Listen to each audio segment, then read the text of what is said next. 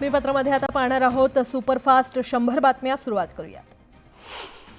सिडकोच्या घरांसाठी ऑनलाईन अर्ज करण्याची मुदत 11 डिसेंबर रोजी संपते। आतापर्यंत जवळपास 96,000 ग्राहकांनी अर्ज नोंदणी केली आहे। यात बारकोड नसलेले रहिवासी प्रमाणपत्र आणि स्टॅम्प पेपरवर शपथपत्र देण्याची अट शिथिल केली आहे।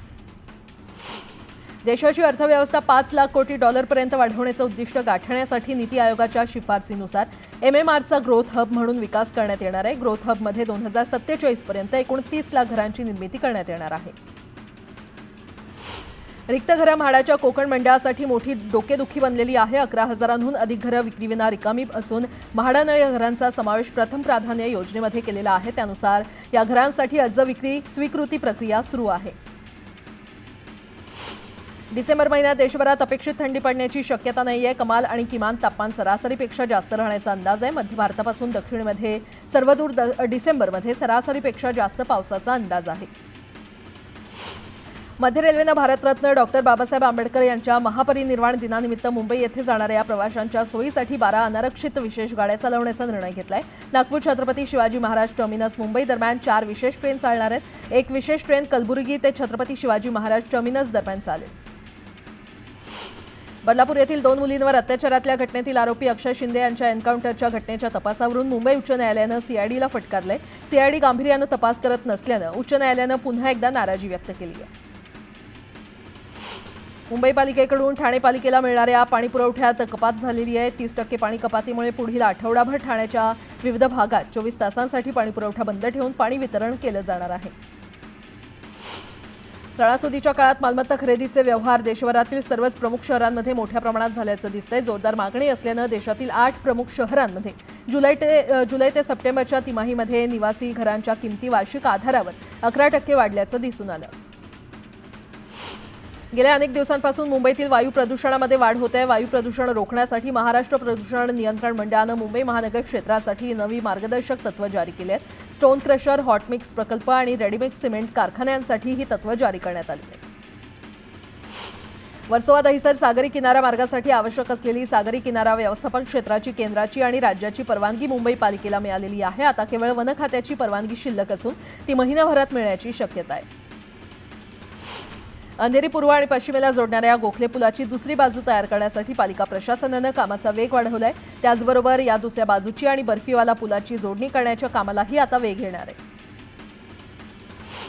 छत्रपती संभाजीनगर शहरातील हवेत पीएमचं प्रमाण चिंताजनकरित्या वाढलेलं आहे। विशेष म्हणजे जागतिक आरोग्य संघटनेच्या मानकापेक्षा हे प्रमाण अधिक आहे। रुग्णाची कोणतीही तपासणी न करता औषधांचा परिणाम जाणून न घेता केवळ माहितीवर व्हॉट्सअॅपवर औषध सुचवणं डॉक्टरला महागात पडलं। जिल्हा ग्राहक न्याय मंचानं रुग्णाच्या नातेवाईकाच्या तक्रारीवरून संबंधित डॉक्टरांना 3 लाखांचा दंड ठोठावलाय। नवी मुंबई पोलीस आयुक्तालय हद्दीतील भाडे नाकारणाऱ्या रिक्षा चालकांवर विशेष मोहिमेद्वारे कारवाई करण्यात आलेली आहे। यामध्ये तब्बल 425 रिक्षा चालकांवर कारवाई करण्यात आली आहे।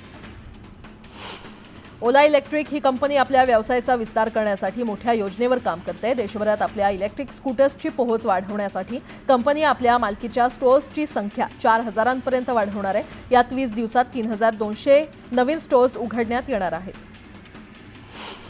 गेल्या 11 महिन्यात मुंबईत दाखल झालेल्या तब्बल 1,090 इम्पोर्टेड वाहनांची नोंदणी झालेली आहे। या गाड्यांमध्ये 1,011 लक्झरी कार तर 162 उच्च दर्जाच्या बाईक्सचा समावेश आहे। महागड्या गाड्या आणि त्यांच्यासाठी प्रीमियम नोंदणी क्रमांक घेण्यासाठी खेळाडू, सेलिब्रिटी आणि शौकीनांकडून मोठ्या प्रमाणात खर्च केला जात असल्याचंही समोर आलंय।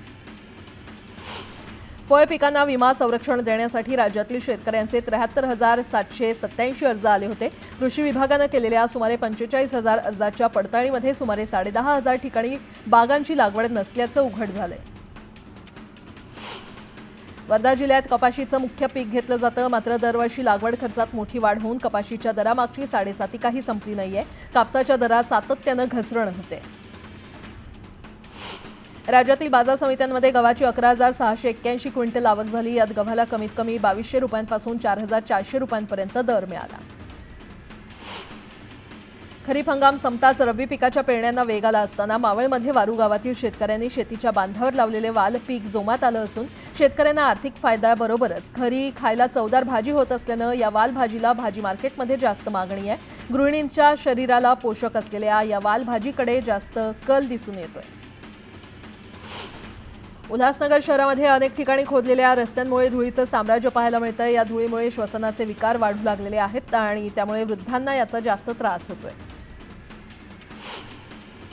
मुक्ताईनगर तालुक्यातील मुक्ताईनगर बऱ्हाणपूर रस्त्यावरील पूर्नाड फाट्याजवळ 1,78,00,000चा गुटखा आणि वाहन मिळून 2,08,82,580 रुपयांचा मुद्देमाल जप्त करण्यात आलाय। मुक्ताईनगर पोलीस आणि जळगाव एलसीबीनं ही कारवाई केली आहे। जळगावात मारहाण करणाऱ्याविरोधात पोलीस ठाण्यात तक्रार देऊन देखील संबंधितावर कारवाई होत नसल्यानं जामनेर तालुक्यातील रांजण येथील तक्रारदार महिलेसह इतर महिला थेट पोलीस अधीक्षक कार्यालयामध्ये पोहोचल्या। यावेळी पोलिसांना निवेदन देत कारवाई न केल्यास आंदोलनाला बसण्याचा इशारा महिलांनी दिलाय। उल्हासनगरमध्ये सासरकडील लोकांच्या जाचाला कंटाळून एका विवाहितेनं गळफास घेत आत्महत्या केल्याची घटना घडली आहे। सुभाष टेकडी परिसरात राहणाऱ्या कल्पना कदम यांनी आत्महत्या केली आहे। भुसावळ शहरातील बस स्थानकाची स्थिती बिकट आहे आणि अनेक वेळा दुरुस्तीचे प्रस्ताव दिल्यानंतर शासनानं काँक्रिटीकरणासाठी 2 कोटी रुपयांचा निधी मंजूर केला। यानंतर पुढील प्रक्रिया रखडल्यानं अद्यापही प्रवाशांना त्रास होतोय। बस स्थानक आवाराचं काँक्रिटीकरण रखडल्यानं अशी स्थिती असल्याची माहिती आहे। यासोबतच बातमीपत्रामध्ये एक छोटासा ब्रेक पाहत रहा न्यूज 18 लोकमत।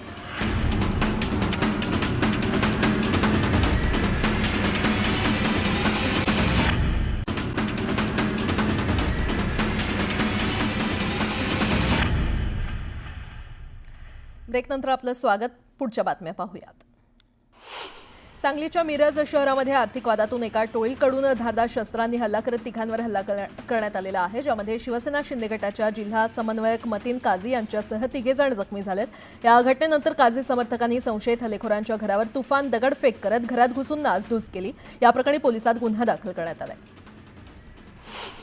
सांगलीच्या मिरजेतला कृष्णाकाठ कार्तिक अमावस्या निमित्तानं उजळून निघाला। नदीच्या काठावर हजारो दिवे लावण्यात आले। गेल्या 25 वर्षांपासून हा दीपोत्सव साजरा करण्यात आला असून हा नयनरम्य दीपोत्सव पाहण्यासाठी हजारो मिरजकर दरवर्षी गर्दी करत असतात।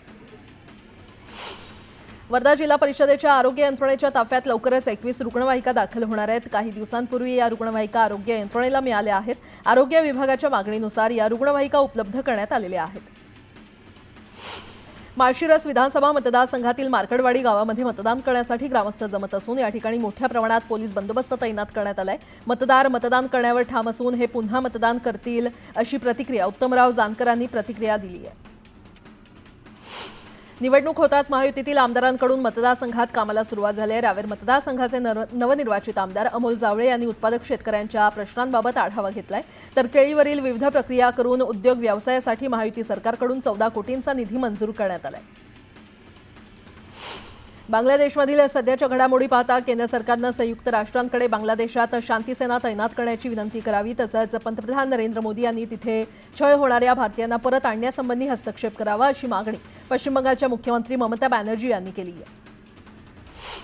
ईडीकडून शिल्पा शेट्टीचे पती राज कुंद्राला पुन्हा समन्स बजावण्यात आले। बुधवारी चौकशीसाठी उपस्थित राहण्यास सांगितलं असून अश्लील चित्रपट निर्मिती प्रकरणी हा समन्स पाठवण्यात आलाय। या प्रकरणी मॉडेल अभिनेत्री गहना वशिष्ठला देखील समन्स पाठवण्यात आल्याचं सूत्रांनी सांगितलंय।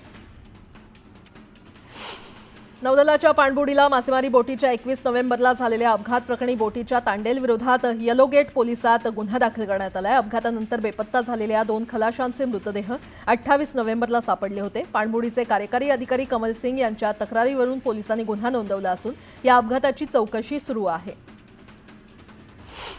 गेल्या काही वर्षांपासून केंद्र सरकार आपल्या सैन्याची ताकद वाढवण्यावर अधिक भर देत आहे। आता लवकरच आपल्या भारतीय नौदलाची ताकद देखील आणखी वाढणार आहे। भारत सरकार लवकरच 26 राफेल लढाऊ विमानं आणि 3 अतिरिक्त स्कॉर्पियन पाणबुड्यांच्या खरेदीसाठी पुढील महिन्यात स्वतंत्र करार करू शकते।